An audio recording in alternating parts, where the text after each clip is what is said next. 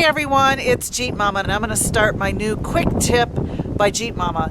And this is going to be a short, sweet little video. Now that I'm spending more time in my Jeep, more time doing what the Jeep was intended to do, not just driving back and forth to work or the grocery store, I've been learning a few new things. And one of those is my off-road lights. Now, when I was in Maryland, I did not use these at all. The only time I used them was when my son was playing basketball at night. And so now that I'm west of the Mississippi, I'm able to use my Jeep more at night, what it's intended for.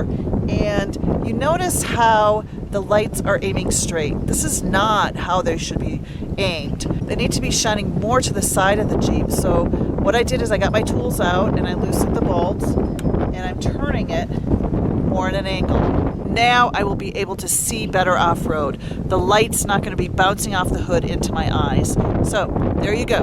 Quick tip by Jeep Momma. Don't forget to subscribe, like, and share.